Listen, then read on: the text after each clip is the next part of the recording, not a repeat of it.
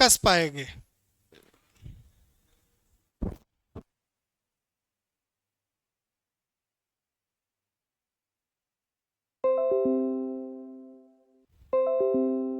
बोलो, कितना कस पाओगे?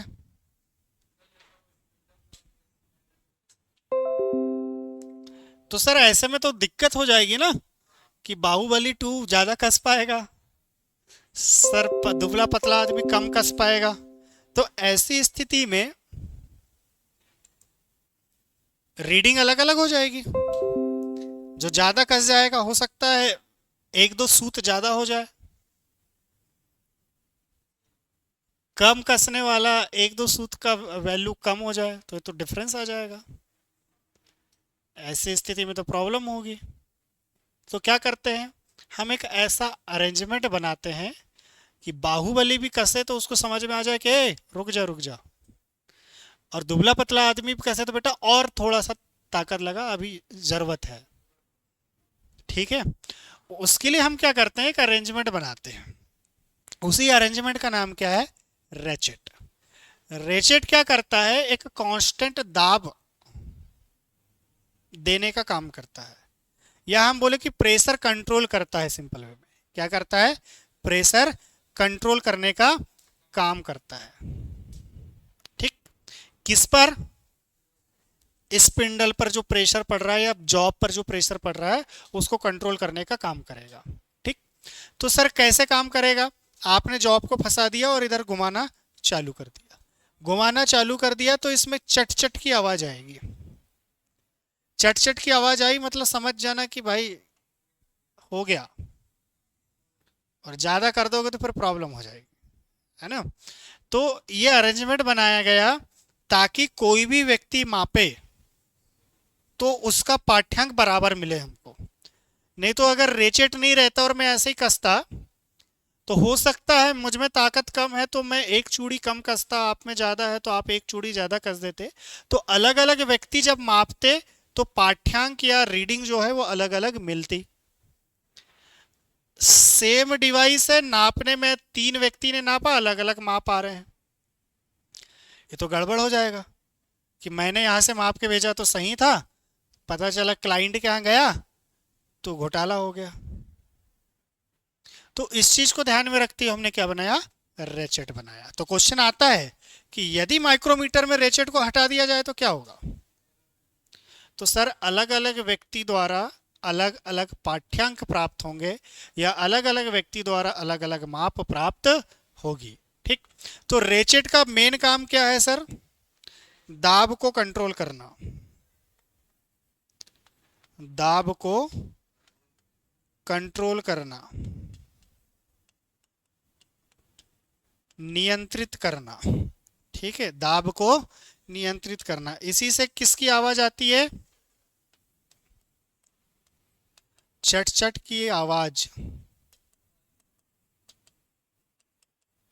आते तक कसा जाता है। चट चट की आवाज आते तक कसा जाता है। ठीक है, ये जो कट्स दिख रहे हैं ना, ये कट्स जो दिख रहे हैं ये डायमंड कट्स होते हैं। ये जो दिख रहे हैं ना, ये इसको नर्लिंग बोलते हैं। क्या ये नर्लिंग प्रोसेस है।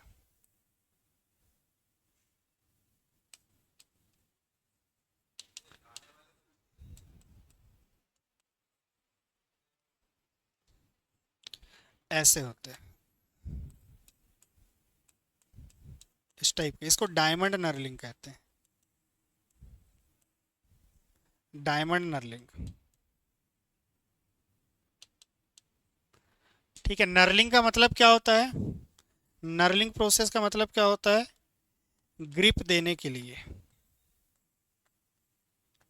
ग्रिप देने के लिए। जैसे आपने पेन यूज किया होगा, ठीक है, तो उस पर भी रबर का बना होगा, बना है।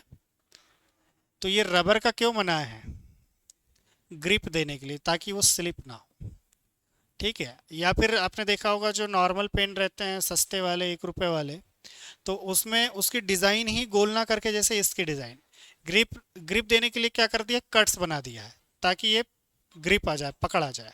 ये गोल चिकना रहेगा तो कई बार स्लिप हो जाएगा।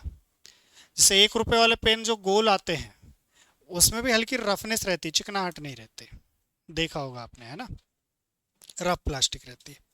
तो नर्लिंग प्रोसेस किसके लिए रहता है? ग्रिप देने के लिए रहता है। ठीक है। अच्छा, रेचेट नहीं रहेगा तो क्या होगा?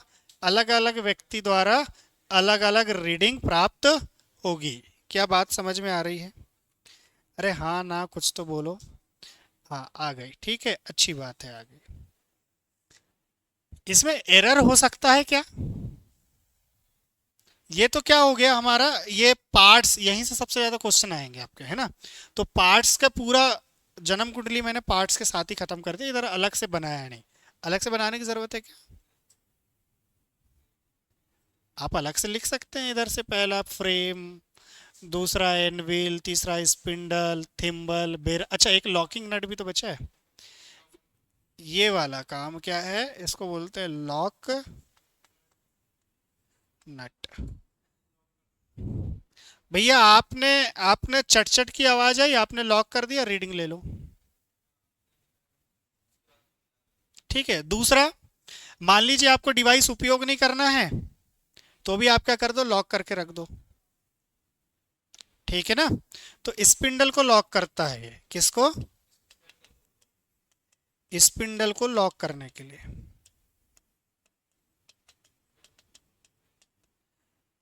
कब कब लॉक करेगा? तो जब उपयोग नहीं करोगे तब भी, और जब रीडिंग लोगे उस समय भी। ठीक है, दोनों समय लॉक करने का काम करता है। क्लियर हो गया? तो हमने सारी डिवाइसेस देख लिए। अरे सारी डिवाइसेस देख लिए। अभी वर्नियर स्केल में प्रॉब्लम कुछ भी नहीं थी। मेन स्केल और वर्नियर स्केल के साथ में हमने डिफरेंस देखा, काम खत्म। लेकिन सर यहां पर ना थोड़ी दिक्कत है। क्या दिक्कत है, समझो। यही बड़ा बनेगा।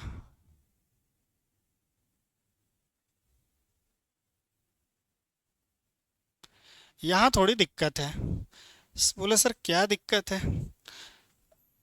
या इसकी रीडिंग इधर से देखते, एक और है ना अपने पास, यहाँ पर ये है रीडिंग वाला, है ना। एक दिक्कत है। बोले सर क्या? थोड़ा समझो। ये है आपकी डेटम लाइन, ये पूरी सीधी गई है, ये डेटम लाइन है।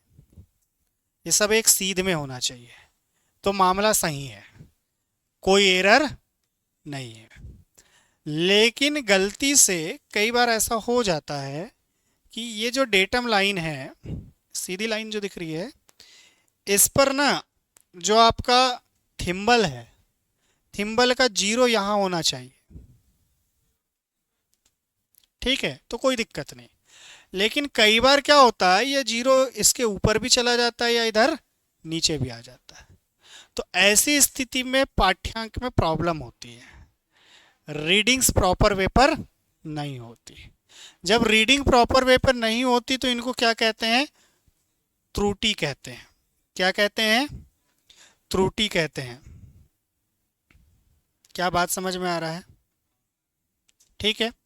तो भैया एरर कब कब होंगे और कौन कौन से होंगे? एरर पे चर्चा करेंगे। तो जीरो एरर की बात करूं मैं, सबसे पहले किसकी बात करूं? जीरो एरर की। तो जीरो एरर मतलब भैया कोई भी एरर नहीं है।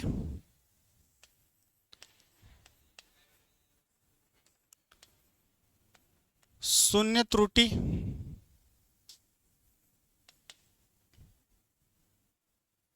ठीक है।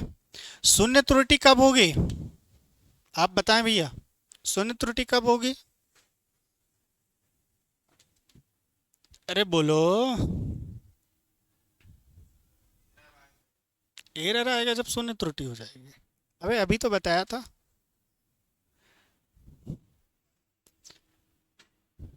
शून्य त्रुटि कब होगी? जब दोनों जीरो सेम लाइन पर होंगे। देखो, इसका जीरो इसके जीरो के साथ में हो, या ये जीरो डेटम लाइन पर हो। ठीक है। मतलब शून्य त्रुटि किसको कहेंगे? जब थिम्बल का जीरो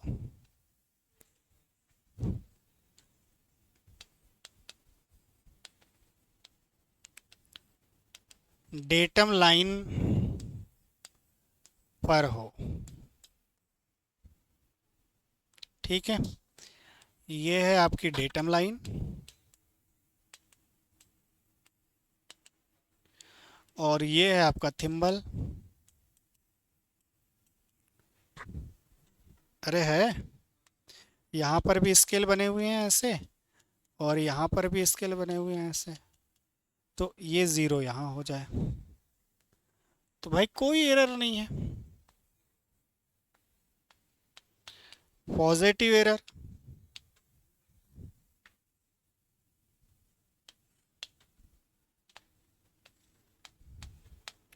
निगेटिव एरर,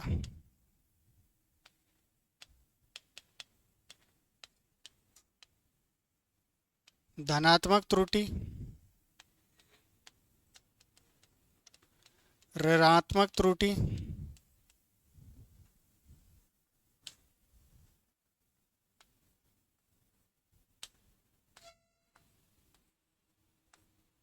हाँ जी। पॉजिटिव कब होगा? जब हमारा जीरो डेटम लाइन से नीचे आ जाए या पीछे आ जाए।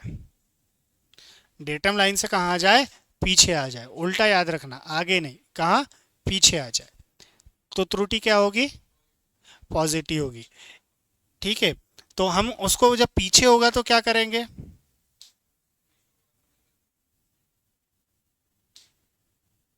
पीछे होगा तो क्या करेंगे सही करने के लिए? हाँ आगे कर लेंगे, बट कैसे?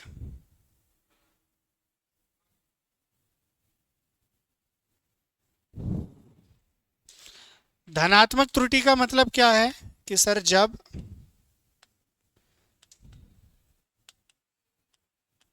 थिम्बल का जीरो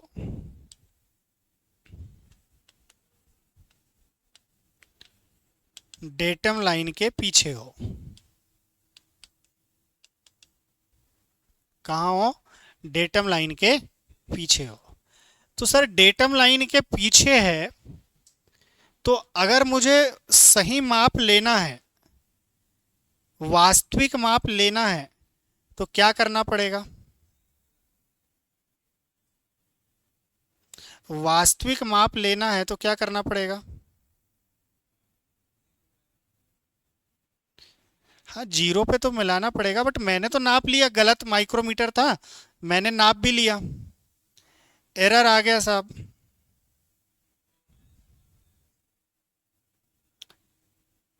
एरर आ गया, आप क्या करेंगे? सही तो करना पड़ेगा ना।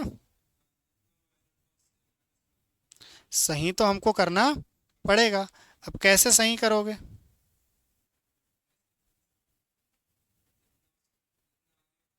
हम्म, तो रीडिंग घटाओगे, जोड़ोगे, क्या करोगे बताओ?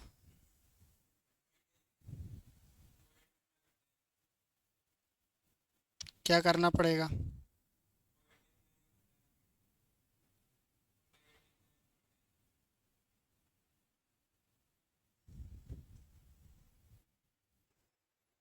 तो सर पॉजिटिव है मतलब ज़्यादा आ गई होगी, तो हम क्या कर देंगे? घटा देंगे।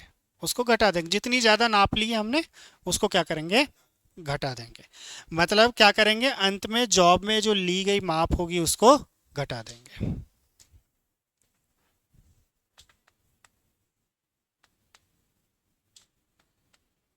जॉब में ली गई माप घटाते हैं। ठीक है, इस पे क्या होगा?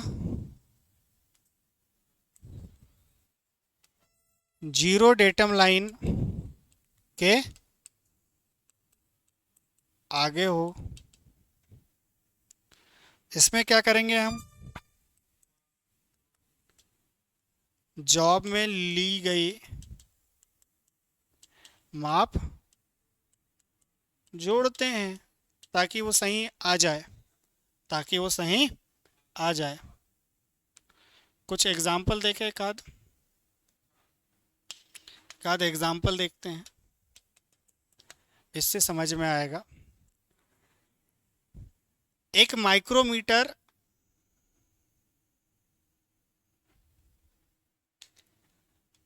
25.50 मिलीमीटर माप देता है।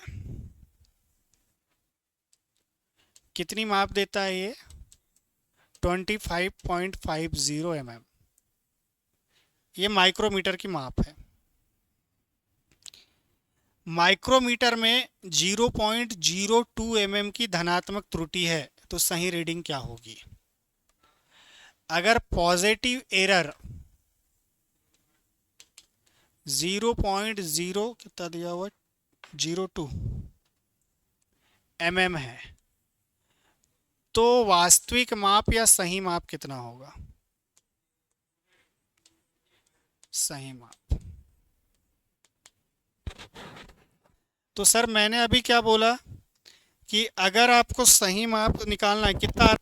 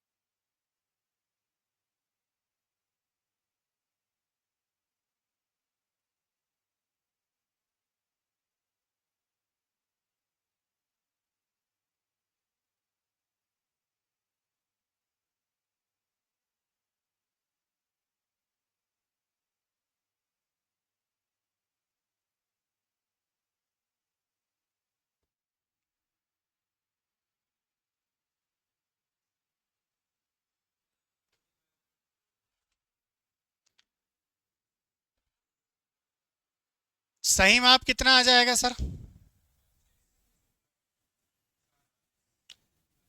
25.48। 25.48 क्यों?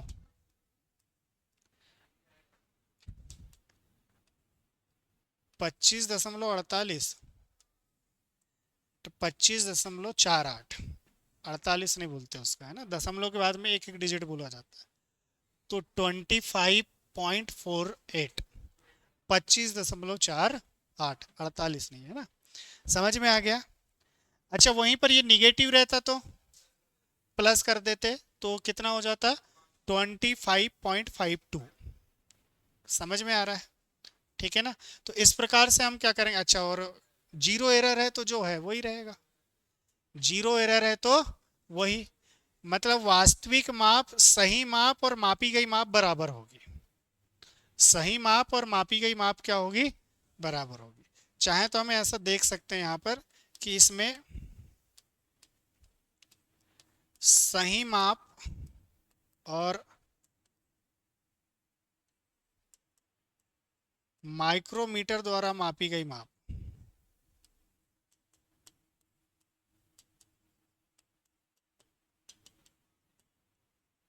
ये बराबर होती है। लेकिन पॉजिटिव एरर में ऐसा नहीं है।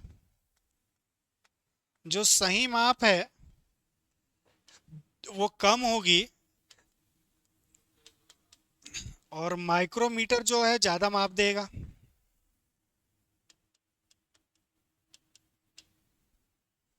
जबकि इसमें उल्टा हो जाएगा। इसमें सही माप ज्यादा रहती है, लेकिन माइक्रोमीटर क्या करता है, कम माप देता है।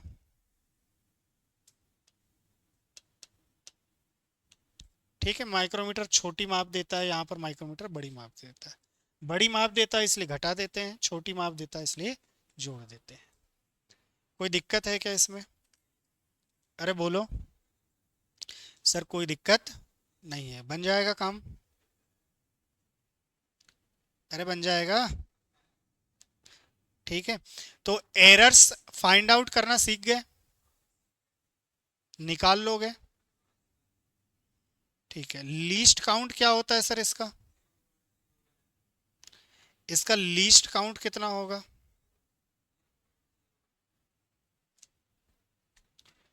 इधर ही कहीं लिख दूं? इसका लीस्ट काउंट कितना होगा?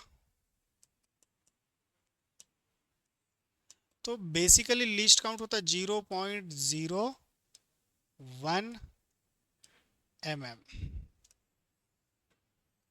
0.01 mm। ठीक है, अब इनके अलग अलग टाइप्स देख लें।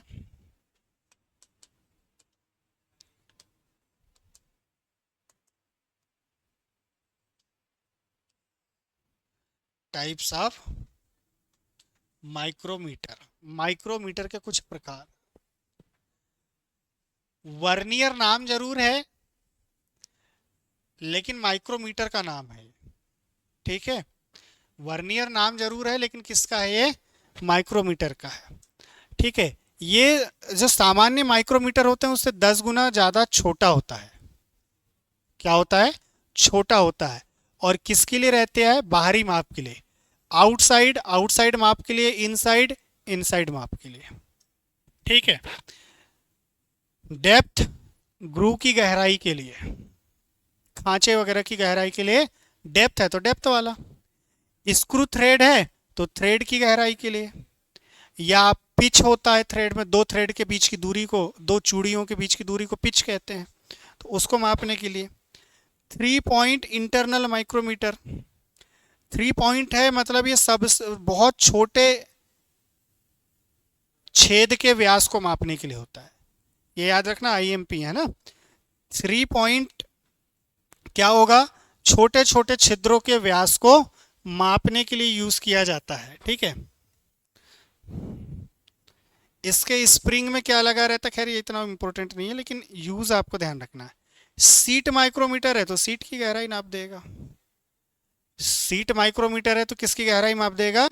सीट की गहराई माप देगा। मतलब जो नाम है उसी के आधार पर उनका काम है। जो नाम है उसी के आधार पर इनका क्या है? काम है। अच्छा, इनके एग्जामिनर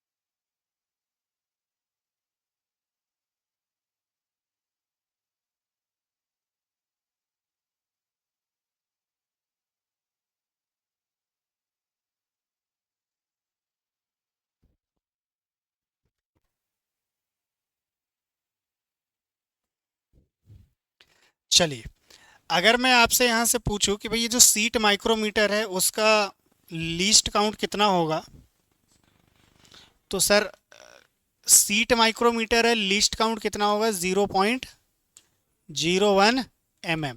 अच्छा, इसी को अगर इंच में बदले तो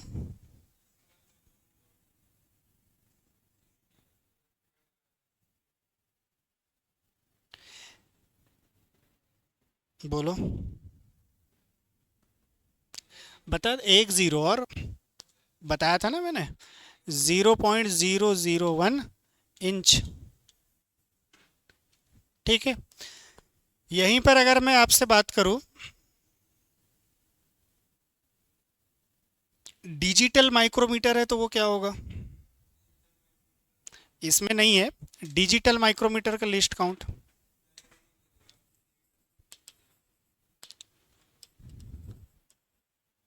डिजिटल माइक्रोमीटर है तो इसका लिस्ट काउंट इनसे भी 10 गुना कम होता है, वो होता है 0.001 mm, मिलीमीटर। ये मिलीमीटर का 1000वां हिस्सा है, इसलिए तो माइक्रोमीटर नाम पड़ा। माइक्रो वर्ड क्यों है, माइक्रो मतलब 10⁻⁶मीटर। इसी को आप लिख सकते हो 10⁻⁶मीटर, लिख सकते हैं ना। ठीक है, 10⁻⁶मीटर, या इसी को लिख सकते हैं 1 माइक्रोमीटर, एक ही चीज है ये।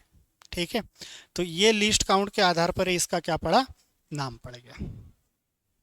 ठीक, माइक्रोमीटर। क्या बात समझ में आ रही है।